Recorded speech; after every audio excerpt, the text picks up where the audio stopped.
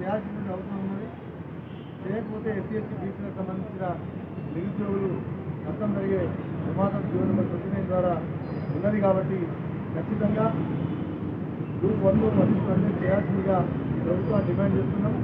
జనరల్లో qualify అయినటువంటి ST SC BC అభ్యర్థులు ఎవరైనా సరే వాళ్ళను కేవలం రిజర్వేషన్ వ్యవస్థలు ఉండడం వల్ల అక్కడ ఉండబడినటువంటి జనరల్లో నేను ఎలిజిబిలిటీ ఉన్నా మాకు ఇవ్వకపోతే కింద ఉన్నటువంటి గిరిజనులకు నష్టం జరిగే ప్రమాదం ఉన్నది, ఎస్సీలకు నష్టం జరిగే ప్రమాదం ఉన్నది, బీసీలకు నష్టం జరిగే ప్రమాదం ఉన్నది. ఈ యొక్క అభద్రతా భావానికి లోనవుతున్న పరిస్థితి గ్రూప్ 1 అభ్యర్థుల్లో నెలకొన్నది.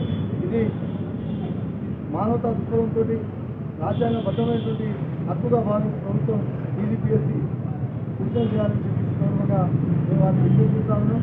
చేయకపోతే మా భవిష్యత్ కార్యక్రమాలు కూర్చొని త్వరలోనే పెద్ద ఎత్తున ఈ ప్రభుత్వం మీద ఉద్యమిస్తానికి సిద్ధమైన సందర్భంగా తెలియజేస్తా ఉన్నాం.